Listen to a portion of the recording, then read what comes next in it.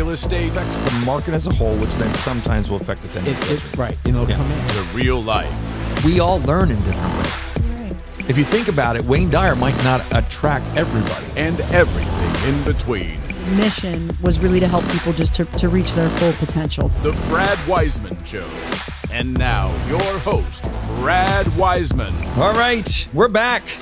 Yeah, I'm really excited about this guest. Been looking at his material, looking at his stuff for a little bit now. Got introduced to him through one of the people that finds us guests, which we love. His name is Ryan Gottfredson. He's an author. He's from Southern California. And I'm going to just read his bio that was online because I just think it kind of sums everything up. Ryan is a PhD. He's a cutting-edge mindset author, researcher, and consultant. He helps organizations vertically develop their leaders primarily through a focus on mindsets. He helps improve organizations, leaders, teams, and employees by improving their mindsets. Ryan is currently a leadership and management professor at the College of Business and Economics at California State University. He holds a PhD in organizational behavior and human resources from Indiana University and a BA from Brigham Young University.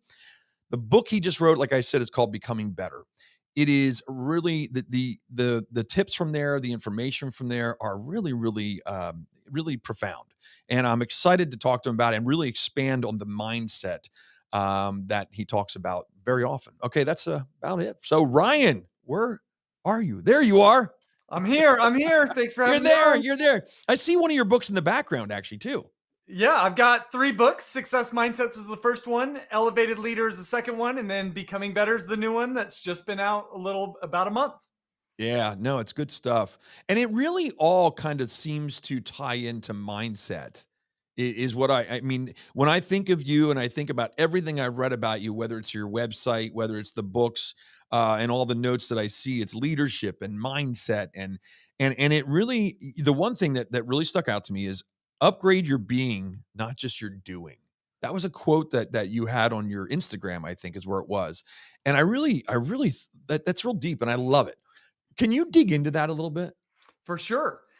And in fact, I think it opens up a developmental strategy that could be absolutely transformational for us if we understand the difference between our doing, I'm going to call it our doing side, and our being side. So if you think about maybe like a graph, we've got an x-axis and we've got a y-axis. The x-axis I want you to think about as our doing side. And our doing side is our level of talent, knowledge, skills, and abilities. So in fact, Brad, let me throw out some names. You tell me what these people have in common, if that's okay.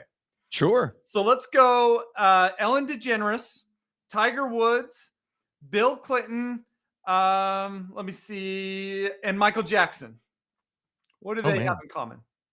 Well, they're all very successful. Right. They're achievers. They're excelling in what they do. Yeah. Right. And how they've gotten to be as successful as they have been is because of their doing side, because they have certain level of talent, knowledge, skills, and abilities. But the other thing these individuals have in common is there's some controversy connected to these individuals. Yes. And when you think about that controversy, is that connected to their doing side? No, not at all. It's connected to a different side of themselves, and that's our being side. And our being side is the quality and sophistication of our body's internal operating system. We could call it the quality of our character, our psyche, our mindsets, our emotional regulation abilities. And so here's what I've learned is that maybe 98% of all development efforts focus on helping people improve along their doing side. And that surely can be helpful. We need it. That's our education systems, our athletic programs, and most of our organizational development efforts. But what I found is that when we improve along our doing side, it's only incrementally helpful. But if we can elevate along our being side, that y-axis, and upgrade our body's internal operating system, that is transformational. That is life-changing stuff right there. And it just so happens that very few development efforts focus on that being side. So that's the core of my work and my books. How do we connect into that being side? How do we upgrade our internal operating system so that we can become more of the people that we want to become and have more of the influence that we want? Yeah, and I think and I agree 100%. And maybe to help the audience would be to let's dig in and define those things a little bit more. Give me an example of the doing part of Michael Jackson. Yeah, so Michael Jackson, for example, he develops the vocal skills to be able to sing or to put together some really amazing music. Now, I think we've all, hopefully, all of us have kind of bumped shoulders with, let's call them celebrities, people who have been Mhm. really successful. And one of the things that I've learned as I've bumped shoulders with some or met people who have bumped shoulders with celebrities is we hear that some celebrities are really kind of just warm people. And they're, Yeah. oh, they were so great to meet. And there's other celebrities that you just kind of hear them say, they were such a tool. Like, I mean, I was So just true. a crumb that they just So felt they true. could step over, right? Yep, And, yep. and that impact right there doesn't have anything to do with their doing side.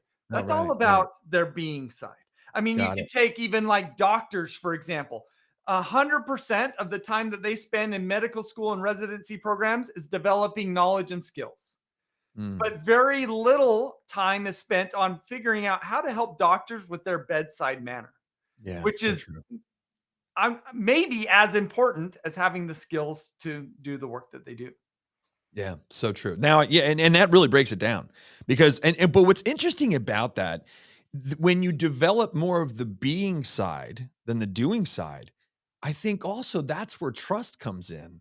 Like when I think about my business or I think about doing, okay, I can sell a house. Yep. I can write an agreement of sale. Okay, that's the doing part. But the being part is actually caring about Mm. their kids getting into school on time, caring about where they're gonna put the pet when there's a showing, caring about I would think that's the being side. Does that seem right? Spot on, right? Because here's what I've seen in the real estate industry as somebody who has bought and sold houses, as a Yeah. consumer or a buyer, and working with different real estate agents. Is there, and this we'll connect this into mindsets here. There's one of the mindsets that I focus on is the difference between an inward mindset and an outward mindset. When we have an inward mindset, we see ourselves as more important than others. Mm, And that causes us to see others as objects. But when we have an outward mindset, we see others as being just as important as ourselves. And that allows us to see them as people and to value them as such. And yeah. I'll just say my experience working with different realtors is that some of these realtors see me as a person. Mm, Others see me as a dollar sign. yeah, commission. And I can pick up on this, and I think all of us can pick up on that instantly. And Yeah. so what matters oftentimes, yeah, you need to have the requisite knowledge and skills. That's the doing side. But Mhm. what really matters is that being side altitude. All right. Are we somebody who's only focused on us and what's going to come into our pocket as a result of the sale? Or is our body more wired and programmed to create value for the people that we're serving? And Yeah. ultimately, it's when people that operate there, they're operating on a completely different stratosphere than the others. And they say that's why, and not that we have to stay on real estate, but it's just interesting. But they say that's the reason that women do a better job in real estate than men Mm, because they tend to be caregivers. yep. They tend to be more being in those moments than a guy will come in sometimes and just be like, all right, let's just get this done and get the commission and get it over with. Whereas women tend to be more caregivers and care and more about the being than the doing. Yeah, I see that. In fact, I think in some ways, women have to compete differently than men. And Mm, for many women, they revert to the being side as a way to compete on a different sphere than men. yeah. And so I think that that's part of the process for sure. Yeah, it's amazing. So now my thing is if you're looking at the doing part in any business or anything you're doing with leadership, whatever, the doing part can be taught. And The it's table being, stakes. Yeah. yeah, the being part, can it be taught? Well, There needs to be a certain level of education about our being side, but right, we could put some labels to this. We could start talking about things like mindsets, emotional intelligence, character, even think about really great attributes like humility, authenticity, vulnerability, patience. All of those characteristics are not doing side characteristics. We don't gain those characteristics by gaining new knowledge and new skills. We gain those characteristics by refining and upgrading our body's internal operating system. And so that's the inherent challenge is if we want to elevate along our being side, we actually have to do different things than what we're used to when we do the doing side development. And where it all starts is it starts with self-awareness. Yep. We've got to start awakening to the quality of our being side. And all of these different kind of topics are different lenses that we could take to evaluate our altitude along our being side. But here's the reality. We can evaluate our altitude along our being side. We can get a sense of how high or how low we are there. And of course, the more that we get clarity on where we're at, we're going to have greater clarity on where we need to go. And so that's kind of the purpose of my new book, is teaching people what is our being side, how do we evaluate our altitude, and then how do we elevate on a higher level of our being side.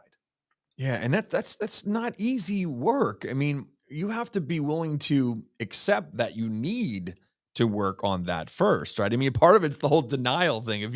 If you're denying that you need that, or if you feel that you're good the way you are, which a lot of people will do. I mean, how do you get past that? I mean, is it who tells that person that they need to work on that? I mean, they have to tell themselves, I would think. Yes. So one of the things that we've learned is that being side development requires what is called a heat experience. And a heat experience is something that causes friction in our lives, that causes us to reevaluate how we tend to see and process our world. And so then that's part of this awakening process. Now, a heat experience could be something that's external to us. Maybe we got in an accident, had a cancer diagnosis, went through a divorce, something along those lines. Those are all heat experiences. But not everybody capitalizes on the heat experiences that they go through. So it's more than just a heat experience. So there could be external heat experiences. There could be also internal heat experiences where we say, I'm not the person I want to be. Let me investigate why that is, right? And we could create internal heat experiences. So we've got to have internal heat experience. So that's the first ingredient. Are your kitchen and bathroom remodels a little overdue? Well, now's your chance to call First Response Contracting. John Sellers will take care of you. 484-256-7136. They do residential and commercial, and they're licensed and insured. Give them a call at 484-256-7136. The second ingredient needs to be what is called colliding perspectives.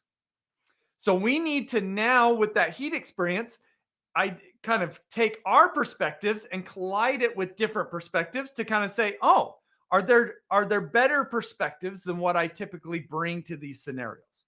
And generally there is, because here's a saying that I've heard that I really like. The wiring that we develop to survive our childhood is not the same wiring that we need to succeed as an adult, as a parent, as a leader, as a spouse, as a fill in the blank. Wow. All of us need upgrading, right? We did a great job surviving our childhood, whatever cards we were dealt. But that wiring that we developed to survive our childhood probably isn't the most optimal wiring for navigating life at a high level. And when you think about it that way, it's kind of funny, right? Say that again. It's kind of funny when you think about it that way. When you think about it that we're taking the wiring from, let's just say, 0 to 7 or 8 or 10 years old. Yeah. And we're still using that wiring, thinking that that's absolute, that's gospel. Yeah. And really it needs to change over time, like anything. Yeah. Let me bring it to life. I'll give you myself as an example. So, and it's connected to my life story. So my dad in the early 80s, he was an entrepreneur and he lost his business during the economic downturn. At that time in his life, he also lost his first wife and had 3 teenagers. He meets my mom, and they shortly thereafter have me. So my dad has been through a lot of crap during that period of time. because he kind of lost his business, he took a stable civic job. He was a civil engineer at a town a couple of hours away from where I was born, and he stayed in this stable civic job for the remainder of his career, and he had gotten burned as an entrepreneur. And so what I grew up in this environment where effectively he kind of taught me, you should never be an entrepreneur because you're just going to put your family at risk and it's not worth the hassle. Wow. So that was how I was wired entering into adulthood. And I'm going through adulthood and I take this job as a professor. Well, why did I become a professor? Well, probably because I've got some wiring that says there's some safety and security in the tenure system. Yep. And that was part of why I think I made my decision. And I didn't realize it. That was going on. That was a part of my wiring. Well, I'm in my job as a professor for a couple of years, and I'm starting to think, I don't know if I could teach these same classes for the next 30 years of my life. And so I decided, well, maybe I need to explore doing some consulting. And so I took a leave of absence from my university. I took a job as a consultant at Gallup, and I was at Gallup for 10 months and I got fired. Oh. And I never thought I would get fired. Yeah, that's a whole different thing. So this was my heat experience, getting fired. Yeah. Because it forced, I felt a lot of shame. I was traumatized by this. I never thought I would be somebody who was fired. And here's the thing about it. Is I knew I had the knowledge and skills to be successful. But what I realized through this experience, and now I can look back on it, while I had the knowledge and skills to be successful, I didn't have the being side abilities to be successful. And so that rocked my world and it led me to reevaluate. And at that time, just for context, I went back to the university and I started to do research on mindsets. And as I start to dig into mindsets, I start to realize I don't have the best mindsets. Oh, wow. And I need to do something about that. So what I learned is through my upbringing, I had developed a prevention mindset where my body was wired to avoid problems. Oftentimes, this is kind of closely aligned to a deficit mindset. And what I learned that I needed to have was a promotion mindset, kind of more of an abundance mindset, where I'm less focused on avoiding problems and more focused on accomplishing a purpose. Yeah. And as I started to work on that and I shifted my wiring from my upbringing from that prevention mindset to a promotion mindset, well, now I started to think differently. What do I need to do to create the life of my dreams? Well, that's when I kind of sat down and I decided, well, I think I'm going to write a book. In order to be successful with the book, I need to start a business. And that scared me to death because of my internal wiring. But because I had shifted to a promotion mindset, that was no longer as scary as it used to be. I was still scared, but it seemed like it was the absolutely necessary step that I needed to take to reach my goals. And so I became, I'm going to call it, less comfort focused and much more purpose focused. And that's just completely changed the trajectory of my life. Yeah, that's a good, and that's part of the 4 mindsets that you talk about. It says about the promotion mindset versus a prevention mindset. So the prevention, we'll dig into that a little bit more. Basically, it's there that type of mindset is just avoiding any conflict, avoiding anything that's uncomfortable, avoiding, and so it's more about avoidance than doing something that's going to get you further. I mean, exactly. So it's about avoiding any discomfort or any problems. Amazing. So, for example, a lot of times in organizations, for example, why are some managers micromanagers? Right. Because their body's more wired to avoid problems than to reach goals. And that's a big distinction between that prevention mindset to a promotion mindset. It's living in the comfort zone. It really it's living inside the comfort zone. And I always say to my kids, nothing ever good happens inside the comfort zone. You got to get outside it. So, but I like the mindset. So let's go through, you talked about the growth mindset just because you're on that kind of that path here. And I think we talked about growth and fixed, didn't we? We did inward and outward before. Yeah. Inward and outward, and then open mindset as opposed to closed mindset. I don't know if we talked about that. You want to get into that one? Yeah, for sure. So let me just kind of kind of pin this up a little bit. Sure. So what I focus on, or what I've learned through my academic research, is that there's 4 different mindset sets that are out there and have been researched over the last 40 years. And so you've just put the labels to these 4 different sets. But these 4 sets, they range on a continuum, and hopefully listeners have gotten a feel for this. They range on a continuum from being wired for self-protection in the short term to being wired for value creation in the long term. So we talked about the first one was the inward to outward. The inward is short-term self-protection. Outward is long-term value creation. We talked about the prevention to the promotion. The other one that you brought up is, and this is the most well-known set, is the fixed to the growth. So the fixed is when we're more focused on avoiding failure and looking good. And the growth is when we're willing to step into learning zone challenges in an effort to learn and grow. And so we're willing to fail in the short term for long-term value creation. And then the last one that we haven't yet talked about is this difference between closed and open. So when we're closed, in the short term, we're focused on being right. We have a hard time admitting when we're wrong. But when we're open-minded, we see ourselves as not having all the answers, which allows us to not be focused on being right, but to focus on finding truth and thinking optimally. Yeah. And that's the most popular one, if you think about it. Most people know the open mindset, closed mindset, because it gets used a lot. You hear that term, I'm a very open-minded person, or I'm a very closed-minded person. It gets used a lot. So it's very interesting, very interesting. And the more you dive into this with the books you've written, who are leaders practicing these things? Do you see leaders of companies practicing these things? Do you see that there's a lot of work that needs to be done in this area? There is a lot of work that needs to be done in this area. And here's the reason why. I think we use the term mindsets almost too flippantly, right? We kind of think about it as our attitude towards something. And it can be that, but it's actually, our mindsets are even deeper. Our mindsets are the most foundational aspect of everything that we do. They're the mental lenses that shape how we see the world. And so everything we see gets filtered into our brain through our mindsets, and then our mindsets interpret that information in a specific way, and they do so at a non-conscious level. It's automatic. So for example, how would you say most people see and interpret constructive criticism? They get defensive. They defensive, absolutely. Right? And so that's their body's immediate reaction, is they're seeing and interpreting this constructive criticism as an attack. Yeah. That's automatic. And then they get defensive. And that makes sense given how they interpret it. But that's a very self-protective way of interpreting constructive criticism, right? A higher being side altitude way of making meaning of constructive criticism is to see it as an opportunity to learn and grow. And when we do that, we've got this wider window of tolerance to sit with that and explore if it's something that we can benefit from.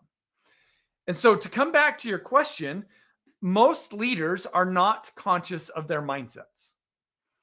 And so they are going off of the mindsets that their life has kind of told them are the best mindsets. But here's what's interesting. So out of these 4 sets of mindsets, when I work with leaders in organizations, there's one set of mindset that all leaders struggle with the most. Every leadership group. And in fact, 60% of leaders struggle with this one. Do you want to take a guess? I was just looking at it. I'm thinking, what if I hope it's not growth. I'm going to say open and closed. So it's actually the fixed and growth. 60% of leaders. No, that's the one I was hoping it wouldn't be. I know, right? Because it's probably the most important for them to have is that growth. Well, for leadership is the growth. Yeah. And wow, that's terrible. I think it'll kind of make sense, right? Because why do 60% or more, depending on the organization, of leaders have a fixed mindset? Well, a fixed mindset is we are wired to not want to look bad. And most leaders have a lot of pressure to look good. And so most leaders with this fixed mindset, they have a tendency to hold on to what's worked in the past. Yeah. And they have a hard time embracing what will work better in the future. That's ego too. I mean, there's ego is very much plays a role in that, for sure. Absolutely, because you don't want to look bad. Yeah. So, and you don't want to look like, you want to look in front of your peers. You want to look like you know what you're doing. Yeah. So Because let's as soon as you connect go to that. growth, you might not know what you're doing in growth. Yeah. So let's connect that word ego now back to our being side. Our ability to regulate our ego is a big way for us to evaluate our being side altitude. Wow. So that all ties in. Yeah, because if you have an ego to feed, it's really hard to be focused on other people, because in your being state, you're focused on other people equally, as opposed to what you said, instead of just focusing on yourself. When you're focused on your ego, you're focused on yourself, right? Yes. Yes. Yeah. Spot on, right? So I think it is helpful to think about that being side as being a continuum in and of itself. At the lower end, it's when we're wired more for self protection. Yeah. And at the higher end is when we're wired more for value creation. And generally, the people that are higher up here, we've identified some things. They have a wider window of tolerance, greater emotional regulation abilities, but they also have a purpose that is generally about creating value in the world. Right. So I've been on a decent number of podcasts. And one of the things that I've learned is that podcasters begin their podcasts with different motives in mind. Mm. And the motives are what are revealing of their being side altitude. And here's what I've learned about podcasts. You correct me if I'm wrong. I'm not Hugo, somebody- he's going to be ripping me apart now. I can just feel it. I'm on the hot seat. No, because I don't have a podcast myself. But what I know is having a podcast is extremely difficult and time consuming. And it, quite frankly, is probably a thankless job. Yeah, but it's fun. But it's fun, right? And so why is it that somebody would go through this work and this effort?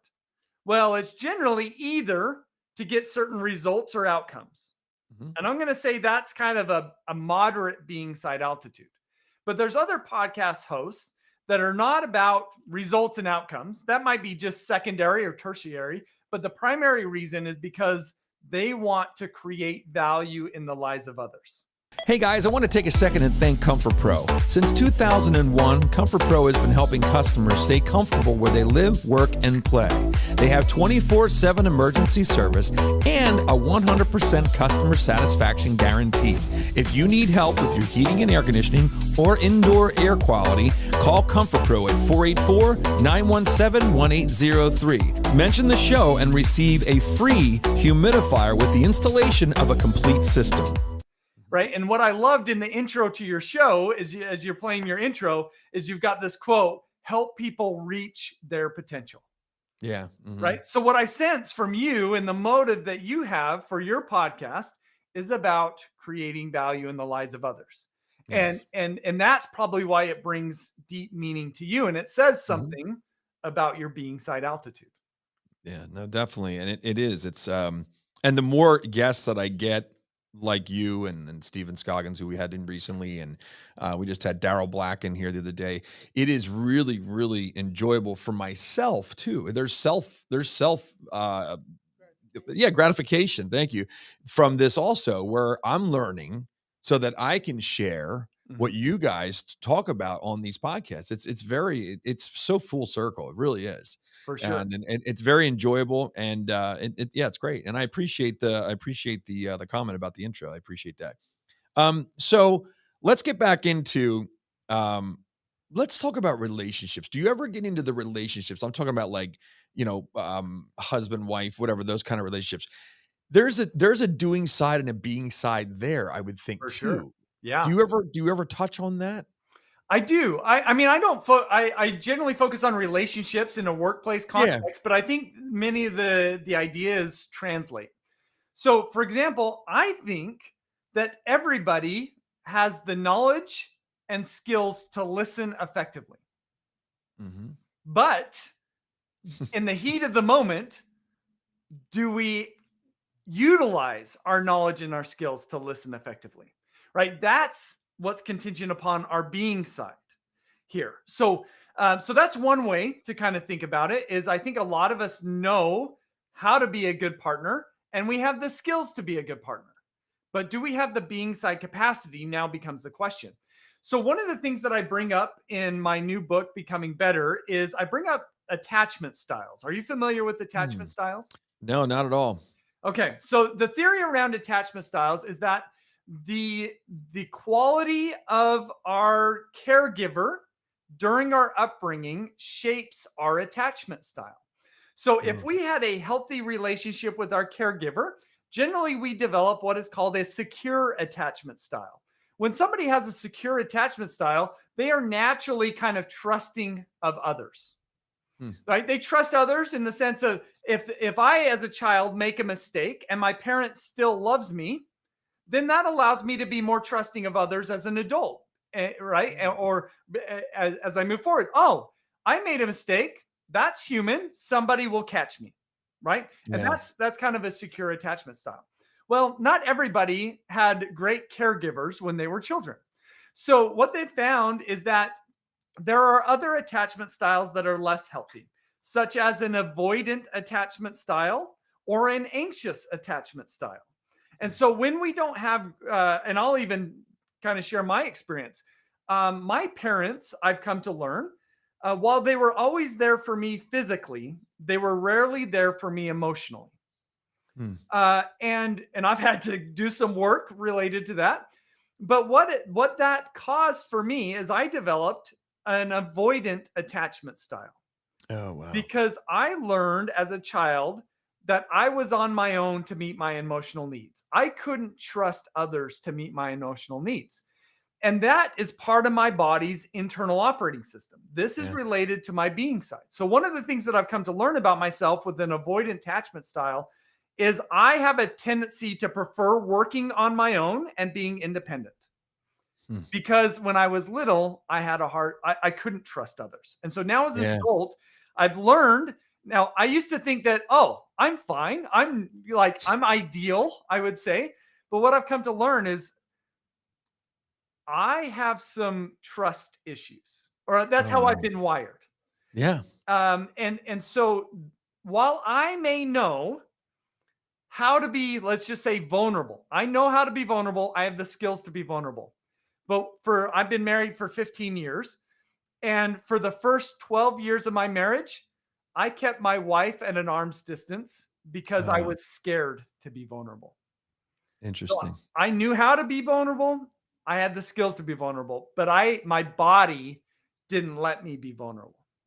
And Yeah. so I've had to do some work on myself, and that's some being side work to be able, and I'm not perfect at it. I've got room to grow. But because I'm aware of this, of my Yeah. wiring, I'm aware of kind of my altitude, and I'm aware of where I need to be or where I want to be. Now I could do something about it. And Yeah. that's been my focus over the last several years. Being aware is key to being able to transform your being side, Spot on. That's where it starts. right? That's Yeah, half the it's battle. awareness. Yeah. Yep. Yeah, it's awareness. That's very interesting, very interesting.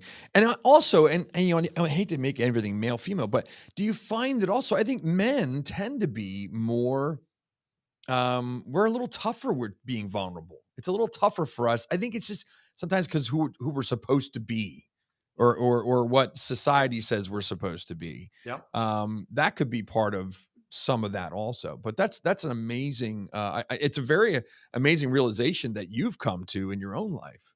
Well, it's helpful, and I'm grateful for the people like Sue Johnson. Folk has been an expert on the space of attachment theory, and when I've come to learn, I remember reading my first Sue Johnson book, and I was listening to it, and I'm thinking, oh yeah, I've got a secure attachment style. Like the whole time I'm reading the book, and then fast forward a couple of years later, and I'm working with my therapist, and she's like, I'm not so sure you have a secure attachment style. And I'm like, I think you're right. I think you're Yeah, on. that's funny. It's always the other person that has that stuff, right? It's Yep.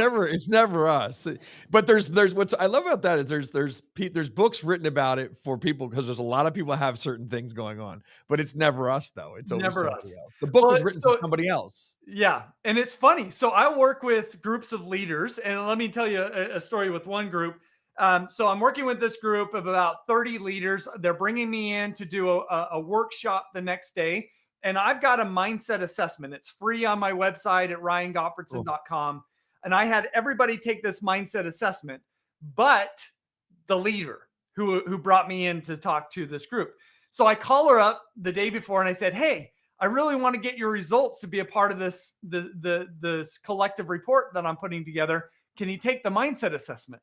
And so she kind of drug her feet, but she completed it. And then I get a scathing email from her that night. Said, this assessment is terrible. It is wrong. I don't know what you're doing. I don't think I'm gonna be there for our meeting tomorrow. I'm gonna let you still talk to my group, but I'm not gonna be there. Oh And my I'm thinking, gosh. oh my goodness, this is a train wreck. And I could tell she was hot. And so I just let it sit and I said, I'll just reach out to her in the morning. And I woke up that next morning to another email from her. And the email said, last night, sorry about my email. I was a little hot. And she said, I talked to my husband about it, and I think it would be good for me to be a part of this workshop tomorrow. Oh my gosh. The husband's like, I think you need to do this. Yeah. Oh man. And also what's good about that is the leader and the people that are running something like that, the rest of the people like to see them vulnerable and know that they're not perfect. Yeah. That's how you gain trust too from your peers and from the other leaders in the company, is knowing that you facing going, I have a problem with this, or I have issues here, but I'm working on it. It's something I'm aware of. Yeah. It's amazing. Well, That's a good story. It's helpful to realize. So what causes people to be self-protective, right? Because that's what this lady was. She was being self-protective. Her walls came up.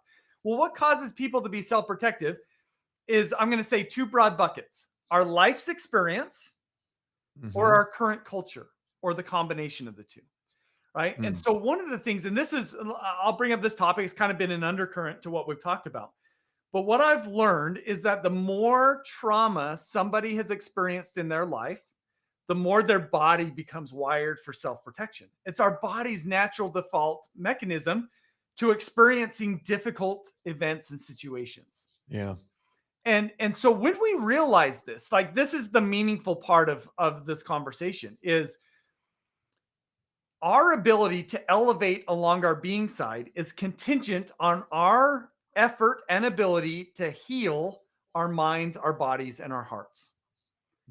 At a foundational level, if we want to become better, it really is a healing journey. And the thing about this is that our body doesn't naturally want to seek the hurt or the scars that we have. But it's only in revealing those hurts and those scars that we can go in and actually do the work of nurturing ourselves or even others, so that when we're leading a group, our self-protective tendencies don't run wild and we start to micromanage or to freak out if something goes wrong, but we could stay calm, composed, collected, so that we could be that lighthouse that shines the light for others to follow or to guide. And that, to me, is the coolest thing about understanding our being side, is ultimately, if we want to become better, we've got to focus on healing our mind, our body, and our heart. Yeah, that's good. Really good. The other thing too, real quick, before we wrap this up, is, it's never over. I mean, Never. It's never over, right? I mean, to be real, I mean, we're always working on ourselves. We're always, well, we should be. And I think our environment changes things that we have to adapt to those things. So I think your being part of you is something that just keeps evolving, and sure. we're not done. Well, and here's one of the ways that I see it show up in a lot of leaders, and really it's everybody, but we got to think about two things. We've got to think about our being side altitude, and we've got to think about the complexity of the world that we're not navigating. And if our being side altitude exceeds our complexity, we can navigate our world pretty effectively. But one of the things I see a lot with leaders is what happens when they get promoted into a new job or a new role. Well, now the complexity of their world has ratcheted up. And the question becomes, has their being side elevated along with that? Yeah. And most leaders who struggle, it's because of this dynamic, because the complexity of their world exceeds their being side altitude. Yeah. And so in these situations, the leader's only options are either we've got to wait for the complexity to die down, which rarely occurs, or we've got to figure out a way to elevate along our being side. And that's the key. And so that's why this is never done, is because we're going to continually put ourselves in situations that are increasingly complex. And the more that we do that, it's going to require us to have to elevate along our being side. And I hope, and I appreciate you again having me on, so that we could open up this door to help people recognize that there is this different developmental strategy out here that's focused not on our doing side. We know how to do that, but we got to open up this door to focus on our being side. Well, like Wayne Dyer said, we're human beings, not human doings, right? Spot on. He was so amazing with that stuff. So tell me how we get in touch with you. If our audience is really, they should be into this because it's amazing. It was good stuff. How do they get in touch with you? I know you said something about a survey they can do online, or they can do like an assessment thing. Tell us a little bit about that. Yeah, go to my website, ryangottfredson.com. I've got a couple of free assessments that are designed to help you evaluate your being side altitude. So those are there free. Also, you can learn about my books there. And then I'm on all the social media channels, so would love to connect with anybody there. In fact, I'll throw this out there. If you go and take one of my assessments, and you'll get individual results, if you want to talk through your results with me, reach out to me on social media or through my website. Oh, that's awesome. And I'd be happy to jump on a call. That's awesome, man. I really appreciate it. Ryan, you're doing great stuff. Really appreciate it. You being here. Hopefully we'll have you on again sometime. But thank you again. It was awesome. Oh, thanks for having me on again. Thanks for creating the space for people like me to come on and share these ideas. It's awesome. It's a pleasure. All right. All right, there you have it. Ryan Gottfredson. You got to look him up. It's Ryan, RyanGottfredson. If you just search that, you will find him all over the place. He was real easy to find. He's on Instagram. He's got a website. Take him up on the offer he just made, because that's a great one. He's got 3 books: Success Mindset, The Elevated Leader, and Becoming Better, which just came out not too long ago. All right, that's about it. Thank you so much for watching every Thursday at 7 p.m. We'll see you next week.